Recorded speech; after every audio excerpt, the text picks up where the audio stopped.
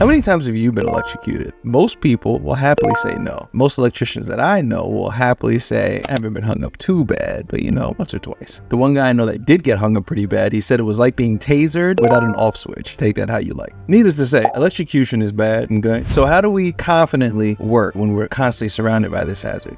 Well, one, we take precautions, but two, there's one simple tool called a tick tester. Basically, it beeps and shows a red light when there's voltage present. When there's green light, you're good to go. Before I reach my hand into any electrical box, my tester's in it, ready to double check that I properly killed the voltage going into that box, trying to prevent me from, dying. And this is whether I've already double checked the circuit, located the panel, and already made sure that it was dead. I always double check because you always have that thought in the back of your mind, wait, am I sure? Boom, tick tester. And sometimes that's really all we need. As we go to take action, we just need that final sign to trust ourselves, to boost our confidence as we go to take action. And sometimes in life, that's all we need, a final signal to trust ourselves, a boost in confidence as we go to take action. In the field, the tick tester is a tool that we normally keep in the shirt pocket or even tucked in the shirt right up top here, because you're constantly pulling it out before you cut, strip, or connect anything. Because no matter how sure you are, you test anyway. Safety is paramount, and mistakes with electricity are very, very costly. Did you know that it only takes 5 milliamps of current crossing your heart to cause an irregular heartbeat? That's less than the normal parasitic draw of some cars. Okay, that didn't hit with anybody.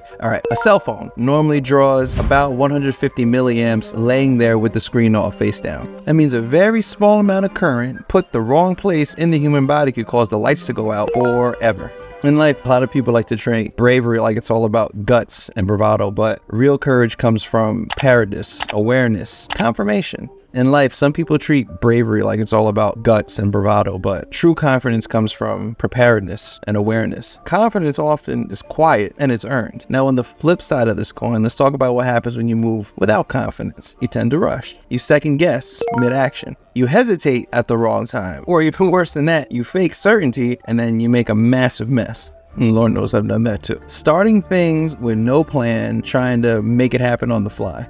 Some people can make that happen, but I will tell you, it costs time, energy, and effort that will never ever come back. Whether it's switching careers, saying I love you, launching a business, don't skip the part where you confirm that you're ready. Whether it's switching careers, saying I love you, launching a business, you can't forget the part where you confirm that you're actually ready to start doing the work. And as part of that confirmation, especially when you're starting to feel a little bit scared, a little check-in to give you that boost of courage. Can't go too badly. Look for that quiet little green light in your gut that tells you you're prepared. Now go. The tick tester isn't the system. The tick tester is about trusting your system. You already have a process. The tick tester is just to make sure that you followed your process. You didn't skip any steps when you were hurrying, which you shouldn't be doing anyway. You assess with the multimeter. You've already set your boundaries with your gloves, and now you're just checking that final box before you get active. And that similar type of process applies to most things. Asking for help, starting a new habit, launching a new product line, speaking up in a tough conversation, or even just giving yourself the permission to move forward past a trial or a tribulation. Confidence is supposed to be built on top of layers, and the tick tester is just a surface level layer in your confidence system. And God doesn't ask us to move blindly. In fact, He always gives His people confirmation before sending them out.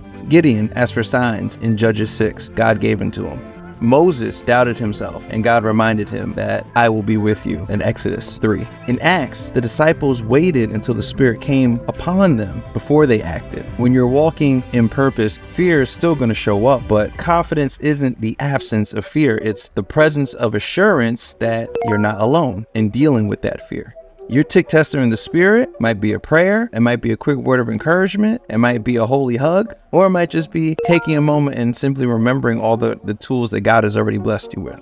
So this week for your homework, I want you to identify something that you've been putting off. Maybe it's a hard conversation or a big step forward or to the side or a quiet decision that you decided to stop making. And then I want you to ask yourself, have you prepared yourself to move? Have you done the prep? Have you checked your mindset, your energy? Have you set your healthy boundaries? Have you prayed about it? And if your answer is yes to all those questions, then this is your signal to move. This is your signal to take that first step. Turn that planning into action.